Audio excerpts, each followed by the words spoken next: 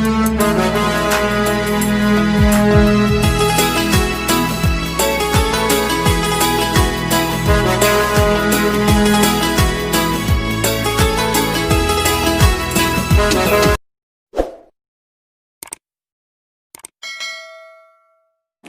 गुरुदेव विद्यार्थी मित्रों, આપણે ધોરણ 11 અર્થશાસ્ત્રમાં આગળ વધીએ તો આપણે પાઠ જોતા હતા બીજો, મૂળભૂત ખ્યાલો અને સંકલ્પનાઓ, જેમાં આપણે સૌથી પહેલા વાત કરેલી હતી કિંમત અને મૂલ્યની, અને ત્યારબાદ વસ્તુ અને સેવા, જેમાં આપણે વસ્તુઓના પ્રકારો છેલ્લે જોયા હતા. હવે આજે આપણે આગળ વધીએ તો આજે આપણે શરૂઆત કરવાની છે સંપત્તિની અને કલ્યાણની. તો આ સંપત્તિ અને કલ્યાણ જે છે એ આમ જુઓ તો બંને એકબીજાની સાથે સંકળાયેલી બાબત કહેવાય, પણ અર્થશાસ્ત્રની અંદર બંને અલગ અલગ રીતે દર્શાવવામાં આવે છે. તો જો આપણને કહે છે કે આર્થિક અભ્યાસોમાં વારંવાર આવતા આ બે શબ્દ સંપત્તિ અને કલ્યાણનો અર્થ પણ સમજી લેવો જરૂરી છે. તો સૌથી પહેલા આપણને સંપત્તિનો અર્થ આપે છે કે એડમ સ્મિથે અર્થશાસ્ત્રની વ્યાખ્યા સંપત્તિના શાસ્ત્ર તરીકે આપી ત્યારથી આર્થિક અભ્યાસોમાં સંપત્તિનો અર્થ અને મહત્વ ચર્ચાવા લાગ્યા. કે સંપત્તિનો અર્થ અને મહત્વ ક્યારથી ચર્ચાવા લાગ્યા? તો કે જ્યારથી એડમ સ્મિથે અર્થશાસ્ત્રને સંપત્તિનું શાસ્ત્ર કીધું ત્યારથી જ અર્થશાસ્ત્રની અંદર સંપત્તિનું મહત્વ વધારે જોવા મળ્યું. આલ્ફ્રેડ માર્શલે સંપત્તિનો અર્થ આપતા જણાવ્યું છે કે વસ્તુ ઉપયોગી હોય, અછતવાળી હોય, વિનિમય પાત્ર હોય અને જેના પર વ્યક્તિગત માલિકી થઈ શકતી હોય એને આપણે સંપત્તિ કહી શકીએ છીએ. એટલે ચાર બાબત યાદ રાખવાની. અને જો આમ પાછા બે અર્થશાસ્ત્રીઓ એડમ સ્મિથ અને આલ્ફ્રેડ માર્શલ, પણ આની વ્યાખ્યા આપેલી છે આલ્ફ્રેડ માર્શલે. એડમ સ્મિથનો તો ઉલ્લેખ એટલા માટે કર્યો કારણ કે એડમ સ્મિથે જ્યારથી અર્થશાસ્ત્રને અછતલક્ષી શાસ્ત્ર કીધેલું છે ત્યારથી અર્થશાસ્ત્રનું અંદર અછતનું મહત્વ વધી ગયું છે, એટલે સંપત્તિનું મહત્વ વધી ગયું છે. એટલે કારણ કે એડમ સ્મિથે શું કીધું કે અર્થશાસ્ત્ર સંપત્તિ લક્ષી શાસ્ત્ર છે, કારણ કે સંપત્તિ મેળવવામાં મદદરૂપ થાય છે, અને ત્યારથી જ સંપત્તિનું મહત્વ વધી ગયું. પણ ખરેખર સંપત્તિની વ્યાખ્યા આપણને આપેલી છે આલ્ફ્રેડ માર્શલે. અને આલ્ફ્રેડ માર્શલ જે છે એ સંપત્તિની વ્યાખ્યામાં ચાર વસ્તુ ઉપર ભાર મૂકે છે. કઈ ચાર? તો કે ઉપયોગિતા, અછત, વિનિમય પાત્ર અને માલિકી, કે જેમાં આ ચારેય વસ્તુ શક્ય બનતી હોય એને આપણે સંપત્તિ તરીકે ઓળખી શકીએ છીએ. હવે આપણે સંપત્તિને વધારે સારી રીતે ઓળખવી હોય, સંપત્તિનું વધારે સારું એવું જ્ઞાન મેળવવું હોય તો એની લાક્ષણિકતાઓ આપણે જોઈએ, જે 3 અને 5 માર્કની અંદર પૂછાઈ શકે એવો પ્રશ્ન કહેવાય. તો સંપત્તિની લાક્ષણિકતાઓ છે ને વિદ્યાર્થી મિત્રો, એની વ્યાખ્યામાંથી જ અમુક લાક્ષણિકતાઓ નીકળી જાય છે. જેમ કે ઉપયોગિતાનો ગુણ ધરાવો છે, અછત હોય છે, વિનિમય પાત્ર હોય છે, માલિકી હોય છે. આવા બધા લક્ષણો જે છે એની વ્યાખ્યામાંથી જ આપણને મળી જાય છે. પણ છતાં આપણે એક પછી એક એની લાક્ષણિકતાઓ જોઈએ. તો પહેલી લાક્ષણિકતા છે કે તે એટલે કે સંપત્તિ ઉપયોગિતાનો ગુણ ધરાવે છે. કે માનવ જરૂરિયાત સંતોષવાનો ગુણ એ ઉપયોગિતાનો ગુણ છે. કે આપણે ઉપયોગિતાનો ગુણ કોને કહેવાય? કે માનવની જરૂરિયાત સંતોષે ને એને ઉપયોગિતાનો ગુણ કહેવાય. તો સંપત્તિની અંદર આ ગુણ રહેલો છે, કારણ કે આપણી સંપત્તિ જે છે એ આપણી જરૂરિયાત સંતોષે છે.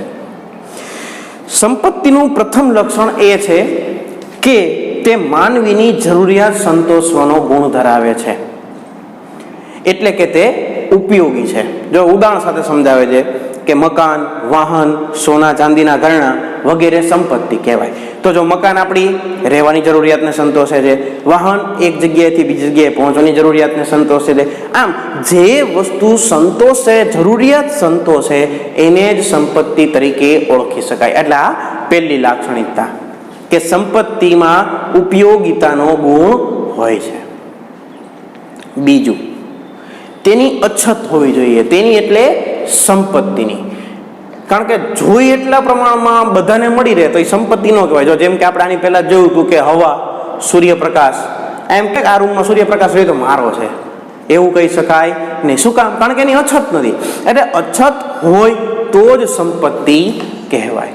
જો કહે છે કે વસ્તુમાં ઉપયોગિતાનો ગુણ હોવાની સાથે તેમાં અછતનો ગુણ પણ હોવો જોઈએ.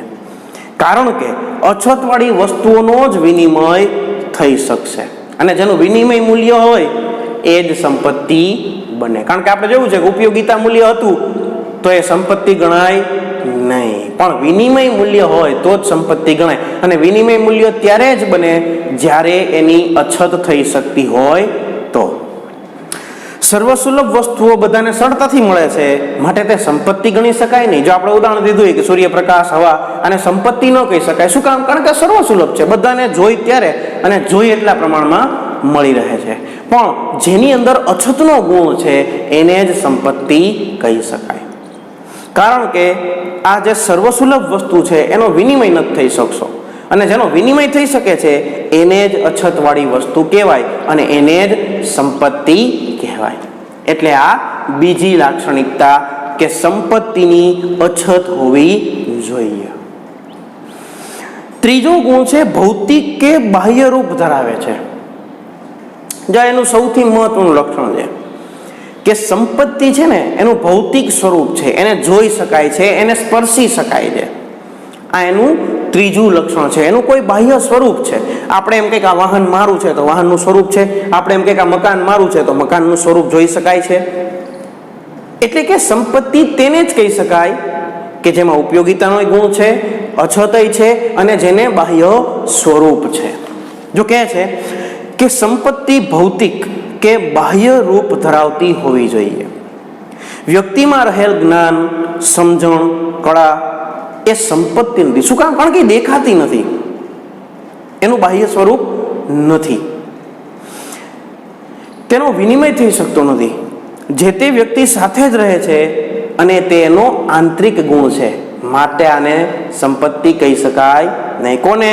તો કે જ્ઞાન, સમજણ અને કળાને. કારણ કે એનું બાહ્ય સ્વરૂપ નથી, એને જોઈ શકાતી નથી, સ્પર્શી શકાતી નથી, એનો વિનિમય થઈ શકતો નથી, એટલે એને સંપત્તિ કહી શકાય નહીં.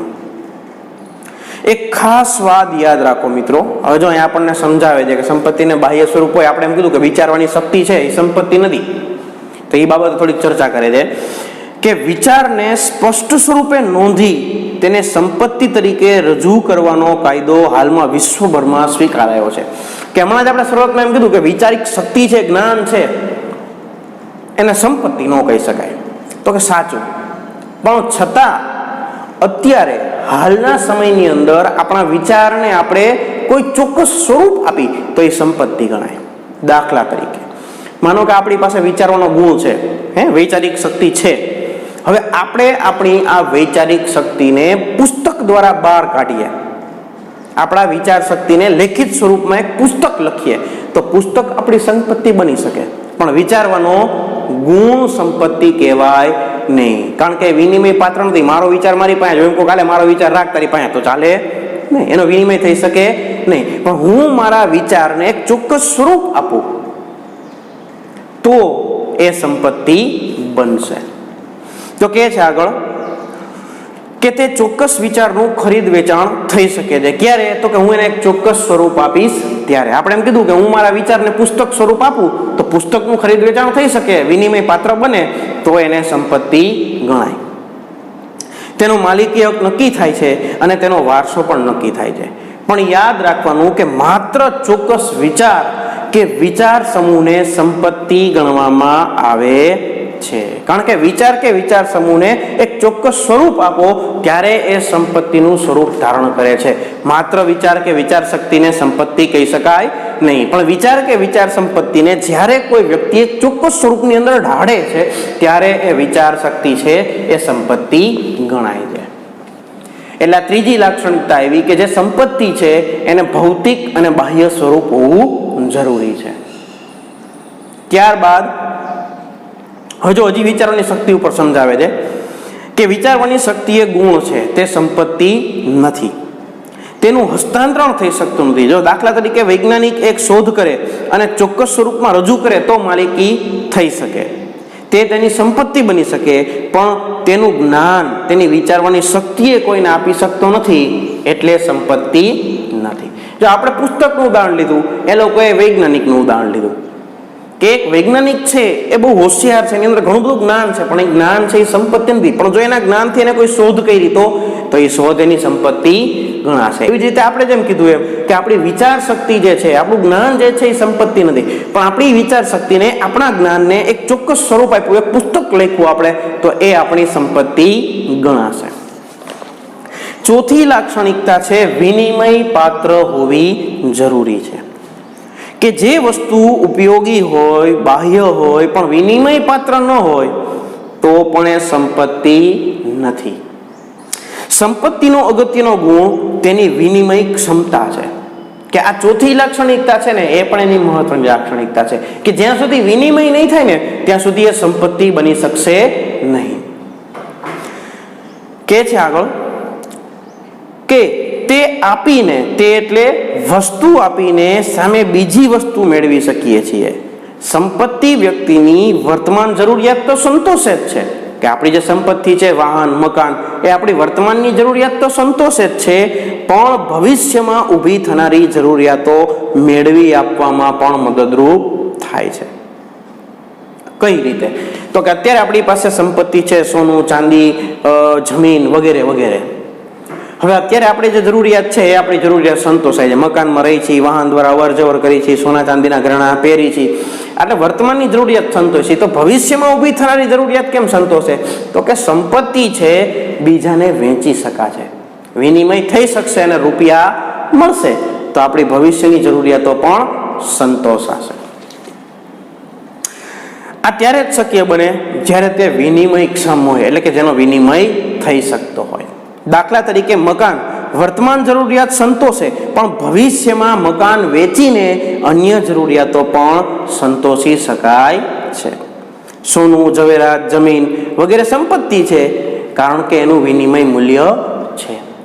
અને આ દરેક સંપત્તિ આપણી વર્તમાનની જરૂરિયાત તો સંતોષે જ છે, પણ વર્તમાનની જરૂરિયાતની સાથે સાથે એ ભવિષ્યમાં ઊભી થનારી જરૂરિયાતો સંતોષવામાં પણ આપણને મદદરૂપ થાય છે, એટલે એને આપણે સંપત્તિ કહીએ છીએ.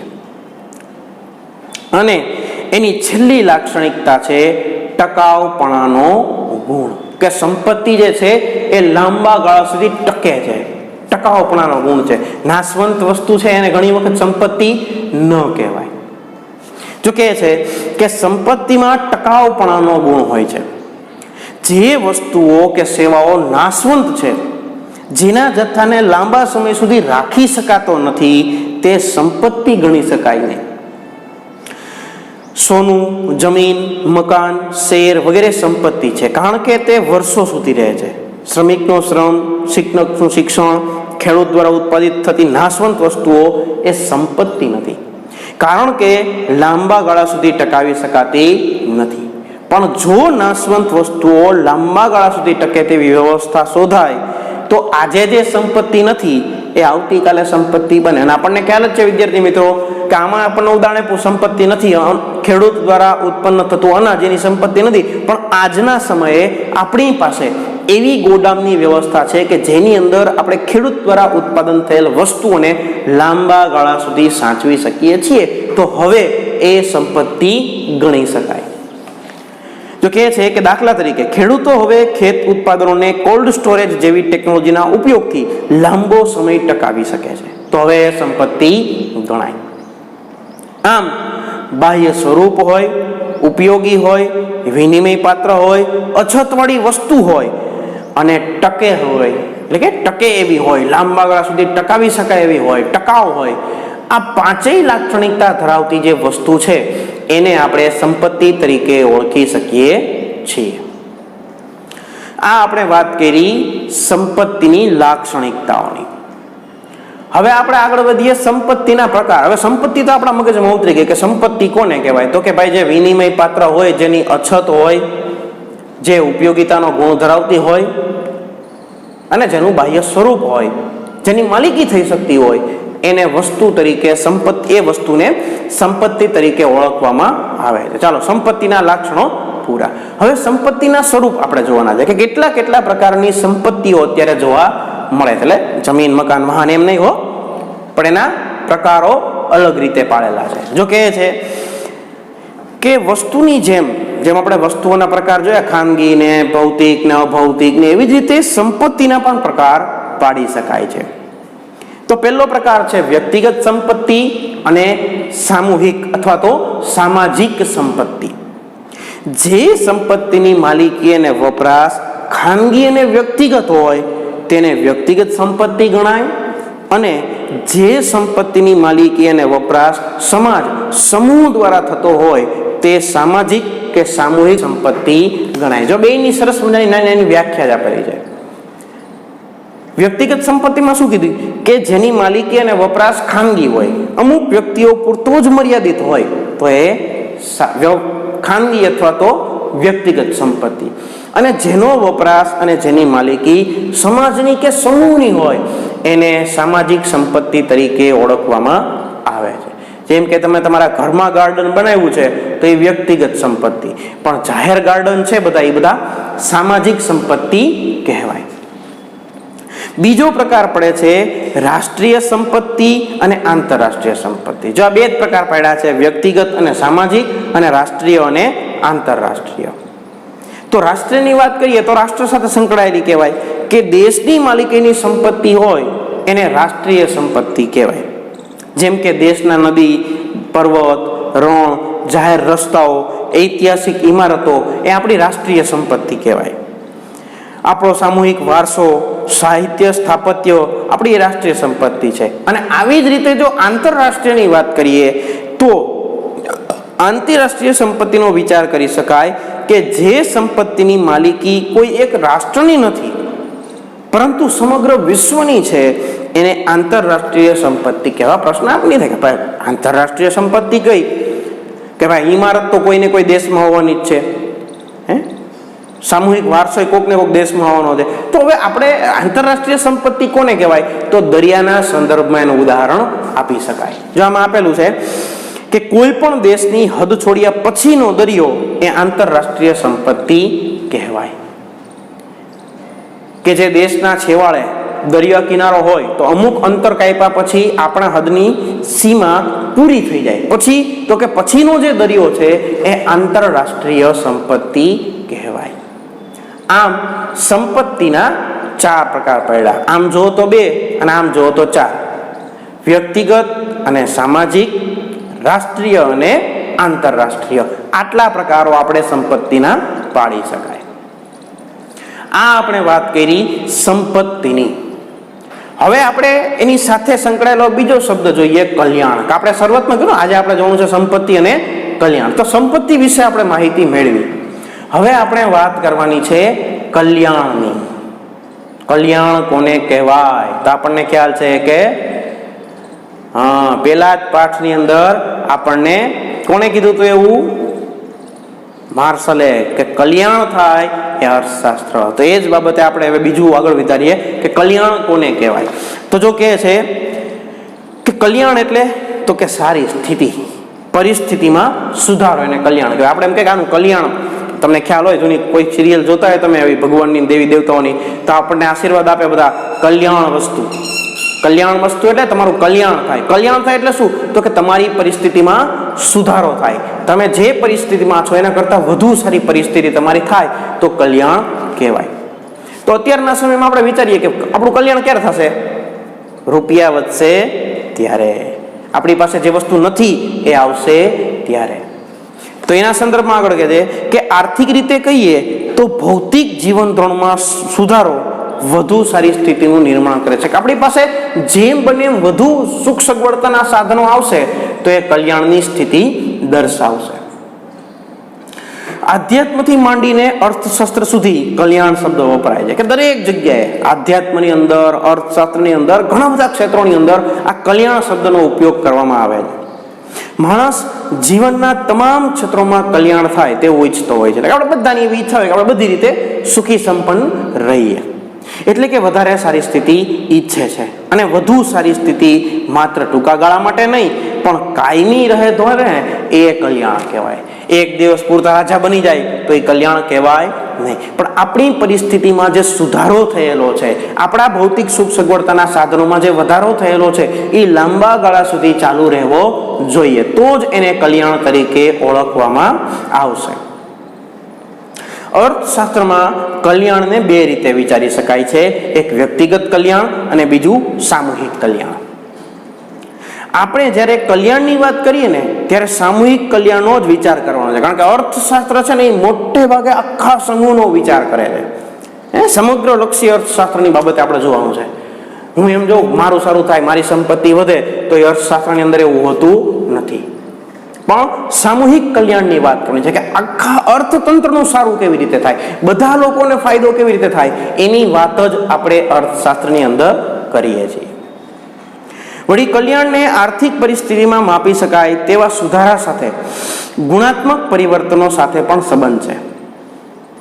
એટલે કે આર્થિક વૃદ્ધિ કરતા આર્થિક વિકાસની સાથે સંકળાયેલી બાબત છે કે જેને ગુણાત્મક બાબત ગણી શકાય, જોઈ શકાય, સમજી શકાય એવી બાબતની સાથે કલ્યાણ ધરાવે છે. વળી કલ્યાણનો મોટો આધાર આવક વૃદ્ધિ કરતા આવકની વહેંચણી પણ રહેલો છે. જો આ છેલ્લી લીટીમાં ઘણું બધું કહી જાય છે કે કલ્યાણનો આધાર કોના ઉપર છે, તો કે આવકની વૃદ્ધિ પર નહીં, રૂપિયા વધે એના ઉપર નહીં, પણ આવકની સમાન વહેંચણી ઉપર, યોગ્ય વહેંચણી ઉપર. હવે આવું આપણને શું કામ કીધું? તો માનો કે આપણે આવકને વૃદ્ધિને ધ્યાનમાં લેશું તો એક જ વ્યક્તિની આવક વધશે, એક જ વ્યક્તિના હાથમાં બધું આવશે, પણ આપણે તો બધાનું કલ્યાણ કરવાનું છે. તો એના માટે આવકની યોગ્ય વહેંચણી, કે સરકાર પાસે જે અમીરો પાસેથી જે રૂપિયા આવે છે એને એ ગરીબો સુધી પહોંચાડે. ગરીબોને જે જમવાનું નથી મળતું, જે સુવિધા નથી મળતી, એ સુવિધા ગરીબો સુધી વહેંચે, પહોંચે, તો જ ખરા અર્થમાં કલ્યાણ કહેવાશે. એટલે અહીંયા આપણને કીધું કે કલ્યાણનો મોટો આધાર આવક વૃદ્ધિ નહીં પણ આવકની સમાન વહેંચણી છે. કે આપણા દેશની જે આવક છે એ છેવાડાના લોકો સુધી પહોંચવી જોઈએ, સમાન વહેંચણી થવી જોઈએ અને ગરીબ વર્ગ સુધી સરકારના લાભો પહોંચવા જોઈએ. તો જ ગરીબ છે એને જે નથી મળતું, એની પાયાની જરૂરિયાત જે નથી મળતી એ એને મળશે અને કલ્યાણ થશે. આ આપણે વાત કરી કલ્યાણની. હવે આપણને સમજાવે છે સંપત્તિ અને કલ્યાણ વચ્ચેનો સંબંધ, કે સંપત્તિને કલ્યાણને શું લાગે વળગે. તો સામાન્ય રીતે વિચારીએ તો સંપત્તિ વધે તો જ કલ્યાણ થાય ને, પણ આ વ્યક્તિગત બાબતમાં હજુ બે આખું સમજાવે છે આપણને કે સામાન્ય રીતે એવું માનવામાં આવે છે કે વ્યક્તિની સંપત્તિમાં વધારો થાય ત્યારે તેના કલ્યાણમાં પણ વધારો થાય છે. દેશની સંપત્તિમાં વધારો થાય તેથી દેશના લોકોનું કલ્યાણ થાય છે. જો આ સમૂહની વાત કરી કે દેશની સંપત્તિમાં વધારો થાય, દેશ જેમ આર્થિક રીતે સદ્ધર બનશે એમ કલ્યાણ થશે. તે દેશ માટે ન પણ હોય, કારણ કે જ્યાં સુધી સમાન રીતે વહેંચણી નહીં થાય ને, દેશની આવક કેટલી વધે છે એ આપણે નથી જોવાનું, કારણ કે આવક તો વધશે પણ જેટલી આવક વધે છે એ આવકને આખા દેશના બધા વ્યક્તિઓ વચ્ચે યોગ્ય રીતે વહેંચવામાં આવે ને તો જ એને ખરા અર્થમાં કલ્યાણ કહેવાશે. ઉપર જણાવ્યું તેમ કલ્યાણને આવકની વહેંચણીની સાથે સંબંધ છે. દેશની સંપત્તિમાં વધારો થાય પણ થોડાક જ લોકોના હાથમાં કેન્દ્રિત થાય તો બધાનું કલ્યાણ વધતું નથી. પણ દેશની આવકમાં વધારાની સાથે સાથે એ આવકની વહેંચણી પણ યોગ્ય રીતે થવી જોઈએ. ગરીબોના ફાળે કંઈક જાય, ગરીબોની સ્થિતિ સુધરશે તો જ એને કલ્યાણ કહેવાશે. કલ્યાણને પ્રજા સામાજિક સાંસ્કૃતિક મૂલ્યો સાથે પણ જોડવામાં આવે તો સંપત્તિ અને કલ્યાણનો સીધો સંબંધ માપી શકાતો નથી, કારણ કે અર્થશાસ્ત્ર નૈતિક મૂલ્યોનો નિર્ણય કરતું નથી અને એટલે જ માત્ર આપણે કલ્યાણને આર્થિક બાબતની સાથે સાંકળીને જ જોવું જોઈએ. આમ છતાં માત્ર ભૌતિક કલ્યાણનો વિચાર કરીએ તો દેશની આવકમાં વધારા થવાની સાથે આવકની વહેંચણી પણ સુધરે તો કલ્યાણમાં વધારો થશે તેમ કહી શકાશે. આપણને જ સમજાયું મિત્રો કે આવક દેશની ગમે એટલી વધશે પણ આ આવકનો જો હિસ્સો છે એ દેશના છેવાડાના લોકો સુધી, કે જેની પાસે કાંઈ સુવિધા નથી એના સુધી નહીં પહોંચે તો કલ્યાણ કહેવાશે નહીં. કલ્યાણ ત્યારે જ કહેવાશે જ્યારે દેશની આર્થિક પરિસ્થિતિ સુધરશે અને એનો લાભ ગરીબ લોકોને મળશે, અને જેની પાસે સુવિધાઓ નથી એને સુવિધાઓ મળશે તો કલ્યાણ થયેલું ગણાશે. આ આપણે વાત કરી સંપત્તિ અને કલ્યાણની. હવે વાત કરીએ આજના લેસનની. તો આજના લેસનની અંદર અત્યાર સુધી આપણે જે જોયું, આજે સંપત્તિ અને કલ્યાણ એક વખત વાંચવાનું અને સંપત્તિની લાક્ષણિકતાઓ લખવાની રહેશે. હવે આપણે આગળ શરૂઆત કરવાની છે ઉત્પાદનના સાધનોની, પણ એ આપણે કરશું આવતા લેક્ચરની અંદર. આજે આપણે આપણા લેક્ચરને અહીંયા વિરામ આપીએ છીએ. અસ્તુ. જય ગુરુદેવ.